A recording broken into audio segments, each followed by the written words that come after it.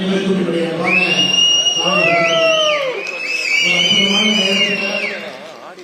கடுமையாக உழைத்து ஒளிகொட்டெல்லாம் இலக்கமாக இருக்கக்கூடிய திருச்செங்கோடு பகுதியில் இருக்கக்கூடிய உரிமையாளர் அவர்களுடைய மகாசபா 34வது ஆண்டுடைய மகாசபா கூட்டத்தில் பங்கேற்பதில் உள்ளபடியே ஒரு பெரும் மகிழ்ச்சி அளிக்கக்கூடிய காரணம் 1980களில் கிட்டத்தட்ட ஒரு வடக்காடாக இருந்த பகுதி திருச்செங்கோடு பகுதி. விவசாயம் செய்வதற்கு கூட பெரிதாக தண்ணீர் கூட இல்லாத ஒரு பகுதி.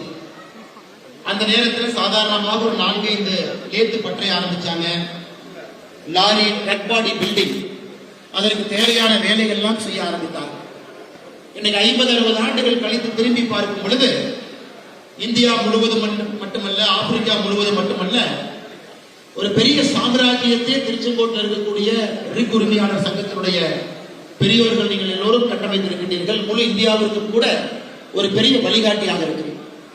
2023ஆம் ஆண்டு உத்தரகண்ட் மாநிலத்தில் கட்ட கடைசி மாவட்டம் உத்தரகாசி என்கின்ற ஒரு மாவட்டம். அந்த மாவட்டத்தில் ஒரு பெரிய டனல் வேலை போயிட்டு இருக்கு, சுரங்கப்பாதை வேலை போயிட்டு இருக்குதுங்க. ஒரு பெரும் விபத்து ஏற்பட்டு 41 பேர் அந்த சுரங்கத்தில் மாட்டிக்கிறாங்க. அப்ப நான் பேப்பர் படிச்சுட்டு இருக்கும் பொழுது ஆங்கில பேப்பர்ல ஒரு வார்த்தையை போட்டிருந்தாங்க, திருச்செங்கோட்டை சார்ந்த ஒரு நிறுவனம் அந்த உள்ளே சிக்கி இருக்கக்கூடிய தொழிலாளர்களை மீட்பதற்கான முழு முயற்சியில ஒரு திருச்செங்கோட்டை சார்ந்த ஒரு நிறுவனம் ஈடுபட்டிருக்காங்க. எனக்கு அது ரொம்ப ஆச்சரியத்தை கொடுத்துச்சு. மறுபடியும் அந்த பேப்பரை கொஞ்சம் ரொம்ப டீப்பா எடுத்து படிச்சு பார்த்தேன், என்ன போட்டிருக்காங்க அப்படின்னு. அந்த பேப்பர் அன்னைக்கு நான் படிச்சது, அன்னைக்கு நான் ஒரு பேப்பர் எழுதி வந்தேன். திருச்செங்கோட்டை சார்ந்த தரணி ஜியோடெக் என்கின்ற நிறுவனமும் பிஆர்டி ஐயா மேல வந்துட்டு போனாங்க. பிஆர்டி ஐயா முதலாளியா மேல வந்துட்டு போனாங்க. இவரும் இணைந்து அந்த போக முடியாத அந்த இடத்துக்குள்ள ஒரு திருச்செங்கோட்டில் உருவான ஒரு தொழில்நுட்ப உதவியோடு மத்திய அரசோடு இணைந்து உள்ள இருக்கக்கூடிய அந்த 41 தொழிலாளர்களுக்கும் தேவையான காத்து, தேவையான உணவு, தேவையான தண்ணீரை இவங்க ஒரு பெரிய 6 இன்ச் அளவு இருக்கக்கூடிய ஒரு குழாயில 54 மீட்டர் அதை ஓட்ட போட்டு உள்ள எடுத்துட்டு போய் கிட்டத்தட்ட 11 நாள் அந்த உள்ள இருக்கக்கூடிய 41 தொழிலாளர்களுக்கும் தேவையான அனைத்தையும் கூட இந்த 2 நிறுவனமும் சேர்த்து செய்தார்கள் என்று இந்த பத்திரிகை செய்தியை பார்க்கும் பொழுது உள்ளபடியே நான் ரொம்ப பெருமை அடைகிறேன். நம்ம சாதாரணமாக ஒரு லேத்துங்கிறோம், பற்றைங்கிறோம், அதில் படிப்படியாக தொழில்நுட்ப வளர்ச்சி அடைந்து இந்த பகுதியில 20,000 இருக்கு. திருச்செங்கோடு சுற்றி இருக்கக்கூடிய பகுதி 20,000 இருக்கு. இந்தியா முழுவதும் இன்னைக்கு ஆப்பிரிக்காவில் இருக்கக்கூடிய 48 நாடுகளில் கிட்டத்தட்ட 30 நாடுகள்ல 3000க்கும் மேற்பட்ட திருச்செங்கோட்டினுடைய ரிக்கு எல்லாம் இருக்கு. இதை இருக்கக்கூடிய குழந்தை செல்வங்கள் ஒரு பாடம் எடுக்கணும். ஏன்னா இன்னைக்கு சில பேர் வேட்டி சட்டை போட்டுட்டு சிம்பிளா வந்தா இந்த சமுதாயத்துல அவங்களுக்கு மரியாதை இல்லை. அவங்க பெருசா படிக்கல, அவங்க நுனிநாட்டில் ஆங்கிலம் பேசல, பெரிய பந்தாவான ஒரு கார்ல வரல, கோட்டு சுட்டு போடல. ஆனா திருச்செங்கோட்டில் இருக்கக்கூடிய நீங்கள் எல்லோருமே இதற்கு முற்றிலும் விதிவிலக்காக இங்கே அமர்ந்திருக்கின்றீர்கள். கோட்டு சூட்டு போடல, பந்தாவான கார்ல வரல, நுனிநாக்கு ஆங்கிலம் பேசல. இன்னைக்கு இந்த நாமக்கல் மாவட்டம் பாத்தீங்கன்னா தமிழகத்துல ஒரு தனி மனிதனுடைய வருமானம் அடிப்படையில 4வது இடத்துல நாமக்கல் மாவட்டம் இருக்கு. முதலிடம் சென்னை, செங்கல்பட்டு, கோயம்புத்தூர். இந்த 3 மாவட்டத்தில் நிறைய தொழிற்சாலைகள் இருக்கிறாங்க. அதை விட்டுலாம் விடுங்க, நிறைய தொழிற்சாலைகள் இருக்கிறாங்க. கோயம்புத்தூரை பொறுத்தவரை பல்வேறு தரமான தொழிற்சாலைகள் இருக்கிறாங்க. செங்கல்பட்டுல உலகத்தில் இருக்கக்கூடிய பெரிய நிறுவனங்கள் செங்கல்பட்டுல இருக்கு. சென்னையை பொறுத்தவரை தமிழ்நாட்டினுடைய தலைநகரம். ஆனா 4வதாக இந்த பட்டியலில் ஒரு நகரம் இருக்கு, நாமக்கல். அதனுடைய தனிநபர் வருமானம் நாமக்கல் பார்த்தீங்கன்னா ஒரு தனிநபர் நாமக்கலுடைய வருமானம் 4,44,000 ரூபாய். இது எவ்வளவு பெரிய ஆச்சரியத்தை கொடுக்குதுனாங்க, இந்தியாவுடைய தனிநபர் வருமானமே 2,19,000. மொத்த இந்திய நாட்டினுடைய தனிநபர் வருமானம் 2,19,000. நாமக்கல் மாவட்டத்தினுடைய தனிநபர் வருமானம் 4,44,000. அதை இன்னும் கொஞ்சம் உன்னிப்பா போனாதான் நமக்கு தெரியும். ஒரு பக்கம் கோழி பண்ண இருக்கலாம், ஒரு பக்கம் ரிக் இருக்கு திருச்செங்கோட்டுல. இந்த 2 தொழிற்சாலைகளும் நாமக்கல் மாவட்டத்தினுடைய தனிநபர் வருமானத்தை ஒரு சென்னைக்கு ஈக்குவலா, கோயம்புத்தூருக்கு ஈக்குவலா, செங்கல்பட்டுக்கு ஈக்குவலா, ஒரு வானம் பார்த்த பூமியை கிராமத்தை நம்பி இருக்கக்கூடிய மக்கள் இருக்கக்கூடிய பகுதியை உயர்த்தி இருக்கிறாங்கன்னா இது சாதாரண வேலை இல்லைங்க. நீங்களாம் உங்களை நினைத்து பெருமைப்பட்டுக் கொள்ள வேண்டும். நீங்கள் மட்டும் முன்னேறணும், இந்த முழு சமுதாயத்தை முன்னேற்றி இருக்கிறீங்க. ரிக்கு வேலை மட்டுமே கிட்டத்தட்ட 5 லட்சம் பேருக்கு நேரடியாகவும் 10 லட்சம் பேருக்கு மறைமுகமாகவும் இந்த வேலை வாய்ப்பை நீங்க ஏற்படுத்தி இருக்கிறீங்கன்னா உள்ளபடியே உங்களை நினைத்து நீங்கள் பெருமைப்பட்டுக் கொள்ள வேண்டும், மாறுதட்டிக் கொள்ள வேண்டும் அருமை சொந்தங்களே.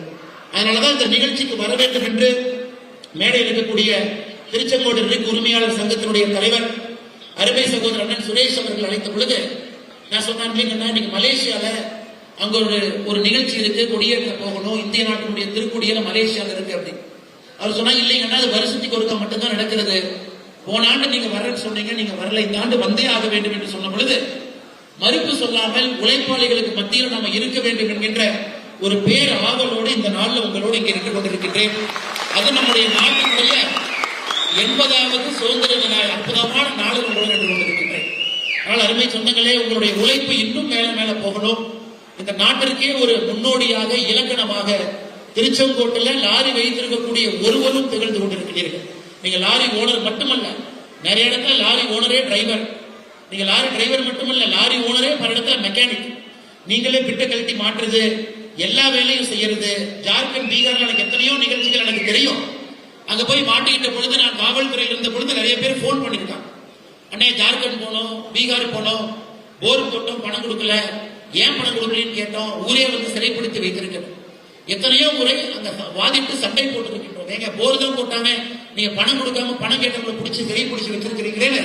எத்தனையோ திருச்செங்கோட்டு பகுதியை சார்ந்தவர்கள் அங்கிருந்து நாம் மீட்டு கொண்டு வந்திருக்கின்றோம். ஏன்னா மொழி தெரியாத உங்களுக்கு உழைப்பை மட்டுமே நம்பி திருச்செங்கோட்டில் இருந்து இந்தியா முழுவதும் எல்லா இடத்துலயும் உங்க வண்டி ஓடுது. உங்க வெஹிக்கிள் நம்பரை, ரெஜிஸ்ட்ரேஷன் நம்பரை இந்தியாவில எங்கே பார்த்தாலும் கூட நீங்க பெருமைப்படுறீங்களா, நாம பெருமைப்பட்டுக்கலாம். நம்ம ஊருக்காரங்க உழைப்பான இந்தியா முழுவதுமே வண்டி பெங்களூர்ல டெய்லர் லாரி ஓடுது, பாம்பேல ஓடுது, அதே போல நம்ம ஜார்க்கண்டாக இருக்கட்டும், பீகாராக இருக்கட்டும், எல்லா இடத்துலயும் ஓடுது. அதனால அடுத்து வரக்கூடிய குழந்தைகள் நிறைய பேர் இன்னைக்கு குழந்தைகள் இருக்கிறாங்க. இதை நீங்க முழுமையா உணர்ந்துக்கணும். அப்பா அம்மா சாதாரணமா இந்த பொறுப்புக்கு வரல, கடுமையாக உழைத்து இங்கே வந்திருக்கின்றாங்க. அவங்களுடைய கஷ்டம் கண்டிப்பா உங்களுக்கு கிடைக்காது. பெரிய ஒரு பள்ளிக்கூடத்துல படிக்க வைக்கிறாங்க, உங்களுக்கு மிடில் கிளாஸ் வாழ்க்கையை தேடி கொடுத்திருக்கிறாங்க. இதெல்லாம் அப்பா அம்மாவினுடைய 4-5% 40-50 ஆண்டுகளுடைய தாத்தா அப்பாவுடைய உழைப்பு, அம்மாவுடைய உழைப்பு குழந்தைகள். அதனால் குழந்தைகள் முழுமையாக இதை புரிந்து கொண்டு இதை விட அருமையாக உழைத்து, இன்னும் கடுமையாக உழைத்து திருச்செங்கோட்டை உலகத்தினுடைய மேப்ல நீங்க போய் பதிய வைக்க வேண்டும் என்பது என்னுடைய அன்பான வேண்டுகோள். இங்க இருக்கக்கூடிய குழந்தைக்கு அந்த அம்பிஷன் இருக்கணும், அந்த கௌரவம் இருக்கணும், அந்த தற்பெருமை இருக்கணும். திருச்செங்கோட்டை பொறுத்தவரை இன்டர்நேஷனல் மேப்ல நாம திருச்செங்கோடு என்கின்ற ஒரு சின்ன பொட்டை கொண்டே இங்கே ஒட்டி வைக்க வேண்டும் என்கின்ற ஒரு எண்ணம் திருச்செங்கோட்டில் இருக்கக்கூடிய ஒரு குழந்தைகளுக்கும் வர வேண்டும் என்பது என்னுடைய அன்பான வேண்டுகோள். அது மட்டுமில்லை, சாதாரணமா நினைச்சிடக்கூடாது. முழு ஈகோ சிஸ்டம் திருச்செங்கோட்டில் இங்கே வரும் பொழுது டெமான்ஸ்ட்ரேஷன் பண்ணிட்டு இருக்கிறாங்க. பெரிய பெரிய நிறுவனங்கள் இங்கே வந்து அவங்க இன்னைக்கு ஸ்டால் போட்டிருக்காங்க. அதையெல்லாம் பார்க்கும் பொழுது திருச்செங்கோட்டில் கனரக லாரி சேஸ் பாடி பில்டிங் ஒரு காலத்தில் ஆரம்பித்தாங்க. அதன் பிறகு ஏர் கம்ப்ரஸர் அசம்பிளிங் சர்வீசிங் இதெல்லாம் தானா வந்துச்சு. அதன் பிறகு ட்ரில்லிங் ராடு பிட்டு தயாரிப்பு இது தானா ஒரு நிறுவனம் வந்துச்சு. அதன் பிறகு ஹைட்ராலிக் ஹோஸ் அது சம்பந்தப்பட்ட வால்வுகள் தயாரிக்கும் நிறுவனம். இன்னைக்கு திருச்செங்கோட்டை பொறுத்தவரை முழுமையான ஒரு ஈகோ சிஸ்டம் இருக்கக்கூடிய ஒரு பகுதி, எல்லாம் முழுமையாக இருக்கக்கூடிய ஒரு பகுதி. தயாரிப்பிலிருந்து அசம்பிளியிலிருந்து இங்கிருந்து லாரிகளை ரெடியா ஃபிட் பண்ணி இங்கிருந்து அனுப்பக்கூடிய அளவுக்கு திருச்செங்கோட்டினுடைய ஒரு முன்னேற்றம் என்பது இந்திய நாட்டில் மற்ற நகரத்திற்கெல்லாம் நீங்க ஒரு மெசேஜ் கொடுக்குறீங்க.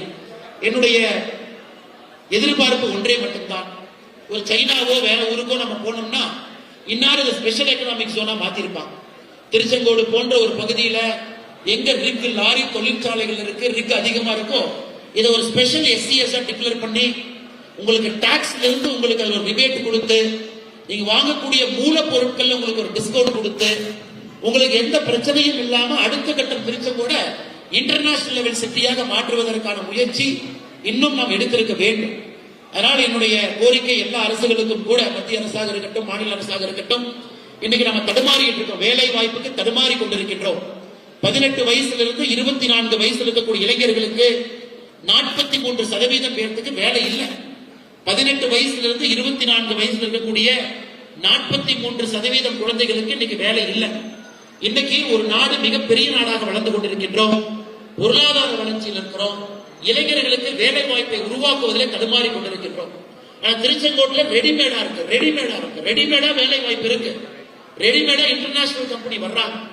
ஒரு தலைமுறை அரசனுடைய ஒத்துழைப்பு இல்லாம இவ்வளவு பெரிய உயரத்தை கொண்டிருக்கின்றார். இதையெல்லாம் அரசு கருத்தில் கொண்டு தமிழ்நாட்டில் ஒரு இடத்தை பொருளாதார மண்டலமாக, இன்னைக்கு எப்படி தஞ்சையை நாம் வேளாண் மண்டலமாக சொல்லி இருக்கின்றோமோ, தமிழ்நாட்டில் ஒரு இடத்துல பொருளாதார மண்டலமாக நாம் இதை கொண்டு வர வேண்டும் என்று நினைத்தால் அது நிச்சயமாக செங்கல்பட்டுல நம்ம கொடுக்கிறோம். எதுக்கு கொடுக்கிறோங்க? ஃபாரின் கம்பெனிக்கெல்லாம் நம்ம கொடுக்கிறோம். அவங்களுக்கு கரண்ட் 2 ரூபா 3 ரூபா யூனிட் கொடுக்கிறோம். கியாக்கார வர்றான் அவனுக்கு கொடுக்கிறோம். குண்டாய்க்கார வர்றான் அவனுக்கு 10 வருஷம் கொடுக்கிறோம். லேண்ட் ஃப்ரீயா கொடுக்கிறோம், தண்ணி ஃப்ரீயா கொடுக்கிறோம். ஆனா உள்நாட்டில் இருக்கக்கூடிய நம்முடைய உழைப்பாளிகளுக்கு அது கொடுக்க வேண்டிய நேரம் வந்துவிட்டதாக நான் கருதுகின்றேன். வெளிநாட்டிலிருந்து வரக்கூடிய எல்லோருக்கும் கொடுக்கிறோம். ஆனா உள்நாட்டில் இருக்கக்கூடிய உழைப்பாளிகளுக்கு இதையெல்லாம் சிறப்பு பொருளாதார மண்டலமாக, எனக்கு தெரியும் நம்முடைய அமைச்சர் அருமை சகோதரர் அண்ணன் அருண்ராஜ் அவங்களும் வர இருக்கிறாங்க, சட்டமன்ற உறுப்பினர்கள் வர இருக்கிறாங்க, பாராளுமன்ற உறுப்பினர்கள் வர இருக்கிறாங்க. அதனால இந்த அசோசியேஷனுக்கு என்னுடைய அன்பான வேண்டுகோள், நிறைய பிரச்சனைகள் கொடுத்திருக்கிறீங்க, அதை நான் படிக்கிறேங்க, அதற்கான முயற்சி நானும் ஒரு தனி மனிதனாக எடுக்கிறேன், எல்லா இடத்துலையும் நம்ம எடுப்போம். அதைவிட முக்கியம், திருச்செங்கோட்டை தமிழகத்துல ஒரு மாடல் பொருளாதார மண்டலமாக இந்த பகுதியை டிக்ளேர் பண்ணணும். ரா மெட்டீரியலுக்கு உங்களுக்கு ஒரு ரிபேட் கொடுக்கணும். திருச்செங்கோட்டனுடைய வளர்ச்சி என்பது அடுத்த கட்ட இளைஞர்களுக்கான வளர்ச்சி மட்டுமல்ல, அது வேலை வாய்ப்பு என்று கூட நான் கருதுகின்றேன். அது நிச்சயமா இன்னைக்கு இருக்கக்கூடிய திருச்செங்கோடு ரிக் உரிமையாளர்கள் சங்கம் இவர்கள் அதை நடத்தி காட்ட முடியும் என்கிற நம்பிக்கை எனக்கு முழுமையா இருக்கு. இது சாதாரணமா இல்லைங்க, கிட்டத்தட்ட 40 அசோசியேஷன் இருக்கிறாங்க திருச்செங்கோட்டுக்குள்ள மட்டுமே. லாரியிலிருந்து ஆரம்பித்து ஒரு விஷயத்திற்குமே அசோசியேஷன் முறைப்படி, ஜனநாயக முறைப்படி வாக்கெடுப்பு நடத்தி தேர்ந்தெடுத்து தலைவர் பெருமக்களுக்கு அந்த அதிகாரத்தை கொடுத்து தலைவர் பெருமக்கள் நம்ம எல்லாம் வழிநடத்தி 1 ஆண்டு காலம் 2 ஆண்டு காலம் 3 ஆண்டு காலம் அந்த பொறுப்பு காரணத்துல அவங்க திருச்செங்கோட்டை அடுத்த கட்டம் எடுத்துட்டு போறாங்க. அதனால் நீங்கள் எல்லாம் ஒன்றாக இணைந்து இதை செய்து காட்ட வேண்டும் என்கின்ற ஒரு வேண்டுகோளையும் இந்த நேரத்தில் நான் வைக்கின்றேன். அதே நேரத்தில் உங்களுடைய கோரிக்கைகள், நான் ஏற்கனவே சொன்னது போல இன்னைக்கு உழைப்பாளிகளுக்கு கொஞ்சம் மரியாதை குறைவாகத்தான் இருக்கு.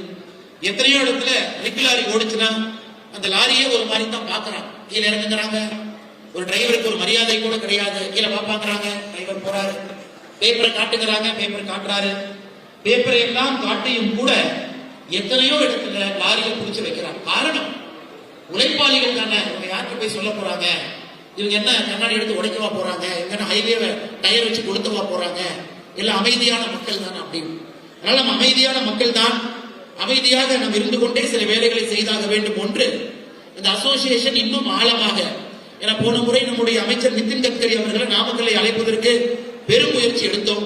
அதை நாம் எல்லோரும் குடிமகனாக அதை எடுக்கணும். ஏன்னா இங்க வந்தா தான் உங்களுக்கு தெரியும், திருச்செங்கோட்டுக்குள்ள வந்தா தான் இது ஒரு தனி உலகம் என்று தெரியும். ஒரு ஏசி கார்ல ஒரு ஆபீஸ்ல ஒரு அமைச்சரோ ஒரு எம்எல்ஏவோ எம்பியோ உட்கார்ந்து இருப்பது வேறு. ஆனா திருச்செங்கோட்டுக்கு வந்து அந்த புழுதி காட்டுல ரிங்கி எங்க வருது, எங்க நீங்க கம்ப்ரஸர் இருக்கு, எங்க நீங்க ஹோஸ் தயாரிக்கிறீங்க, எப்படிப்பட்ட நிறுவனங்கள் இருக்கு, எவ்வளவு கஷ்டப்பட்டு இங்க வண்டிகள் ஓடுறீங்க, 20,000க்கு மேற்பட்ட வண்டிகள் எப்படி ஓடுதுன்னு ஒரு அமைச்சர் பார்த்தால்தான் அவர்களுக்கு அந்த ஊரின் மீது மரியாதை வரும். அதற்கான முயற்சி நாம் எடுப்போம். நிச்சயமா இங்கிருந்து செல்லக்கூடிய லாரியில செல்லக்கூடிய எல்லோருக்கும் கூட தேவையில்லாத பிரச்சனைகளை கொடுப்பது, ஆர்டிஓவாக போலீஸாக இருப்பது எல்லாம் நாம இந்த இதுல ஒரு தீர்மானமும் போடுவது மட்டுமல்ல, நாம் எல்லோரும் அதற்கான உழைப்பை போட வேண்டும். இன்னொரு மிக முக்கியமான கோரிக்கை, ரொம்ப நாளா பேசிட்டு இருக்கிறீங்க, ரிக்கு வண்டிய அக்ரிகல்ச்சர் இதுக்குள்ள கொண்டு வரும். அப்படி கொண்டு வரும் பொழுது, ஏன்னா இதுவும் விவசாய பெருமக்களுக்காக இருக்கக்கூடிய விஷயம். இன்னைக்கு மேடையில பார்த்தேன், அண்ணா நான் டன்சானியால இருக்கேன், எத்தோப்பியால இருக்கேன், இன்னைக்கு திருச்செங்கோட்டு இருக்கக்கூடியவங்க சாதாரணமா ஆப்பிரிக்கால நீங்க பார்க்க முடியும். லாரி டிஸ்அசம்பிள் பண்ணி எடுத்துட்டு போறீங்க, நீட்டா அசம்பிள் பண்றீங்க. ஆப்பிரிக்கா நாடுல 48 நாடுகள், ஆப்பிரிக்கால 30 நாடுகள்ல குறைந்தபட்சம் திருச்செங்கோட்டினுடைய ரிக்கு ஓடிட்டு இருக்கு. அந்த அளவுக்கு இன்டர்நேஷனலா நீங்க கொண்டு போயிட்டீங்க. அதனால் நிச்சயமாக இந்த நேரம் இதை இன்னும் ஊக்குவிக்க வேண்டிய கடமை அரசுக்கு இருக்கு. இது அக்ரி இதுக்குள்ள கொண்டு வந்துட்டீங்கன்னா குறைந்த வட்டி விகிதத்துல அடுத்த கட்டம் செல்வதற்கு நாம லோன் எடுக்க முடியும். அது மட்டும் இல்ல, வெளி மாநிலத்தில் செல்லக்கூடிய தொழிலாளிகள், இன்னைக்கு தமிழ்நாடு அரசு முதலமைச்சருக்கும் என்னுடைய வேண்டுகோள் தொடர்ந்து இருப்பது, இன்னைக்கு வெளியில் இருக்கக்கூடிய எந்த தொழிலாளியும் கூட ஒரு பிரச்சனை வந்தா தமிழ்நாட்டு அரசுடைய டோல் ஃப்ரீ நம்பருக்கு போன் பண்ணா தமிழ்நாடு அரசு அதை தன்னுடைய பிரச்சனையாக தீர்த்து வைக்க வேண்டிய நேரம் வந்துருச்சு.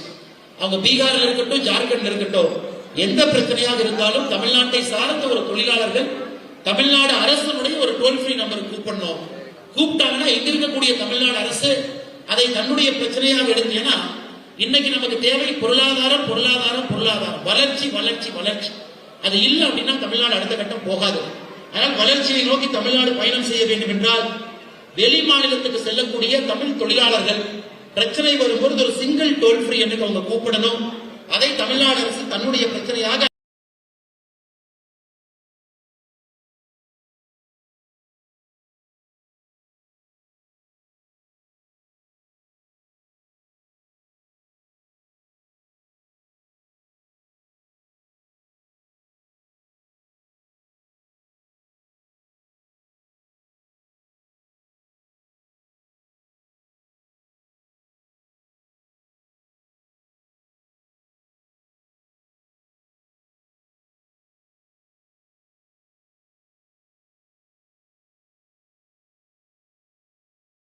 அதை சரி செய்ய வேண்டிய கடமையும் கட்டாயம் நமக்கு இருக்கு.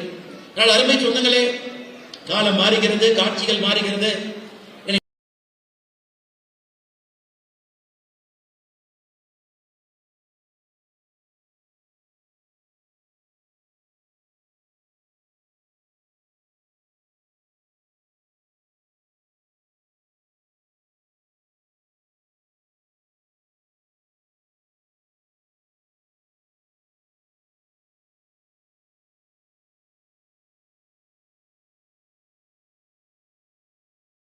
தமிழகத்தில் ஒரு புதிய ஆட்சியும் கூட வந்திருக்கு.